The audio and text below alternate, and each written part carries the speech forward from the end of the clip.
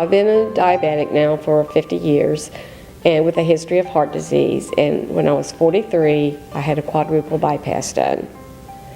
After that, about 3 years later, I started with PAD, and I was in the hospital at one time to have a bypass done on my left lower leg, and the doctor there said there's a new physician here in town that might can help you. His name is Dr. Khatib. So he came in to talk to me, and instead of having the bypass done on my leg, he said he could help me. So I started going to Dr. Khatib. That was, I think, in 2003. And since that time, I've had around 16 procedures done to open up the arteries in my legs. I now have stents in both legs, and at one time I was going every 2 months to have my left leg opened. And in 2009, he put in medicated stents along with the stents that were already there. And since then, I have not had to have my left leg opened for over 3 years now. What's very impressive in Pam's story is that most people don't recognize that this is not just old people disease. We see it all the time in people fairly young. In fact, when I first met Pam, I think it was about 8 or 9 years ago, she was really in her 40s, and I remember vividly Dr. Myrick calling me and saying, Yazan, is there anything you could do for this nice lady, because she can't have bypass, she doesn't have the veins for it, and without better blood flow to her legs, she will end up with both sides amputated.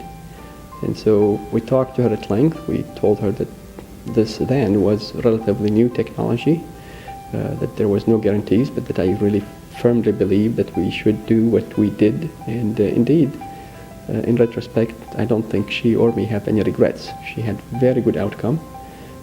We were able to maintain pretty much all of her toes.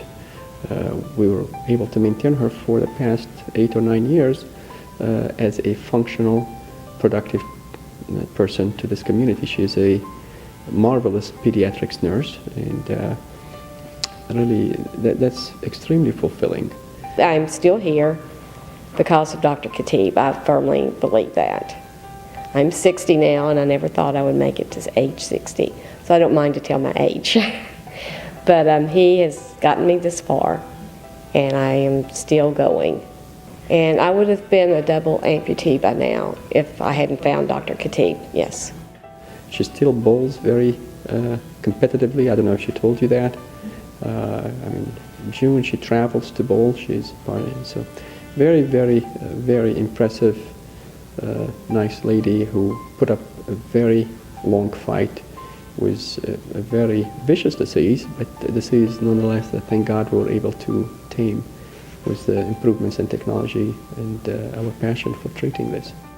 They thought I was going to have to be an amputee at one time, and I found out that there was someone out there that could help me and has helped me. I would really encourage someone that's been given that diagnosis that you're going to have your legs amputated because of the bad circulation. Please contact someone here because they can possibly help you. I was helped. It's very hard to take in at one time, and that's all you can think about. But just know that there may be other help out there, and please reach out for others because it could help you. I know Dr. Khatib has been a great doctor for me, but he's also been more than a doctor. He's been a friend to me. I went through a period in my life where I was very depressed. I lost a child, and he helped me through that. So he's more than a doctor. He's also, I feel like, a very good friend to me also.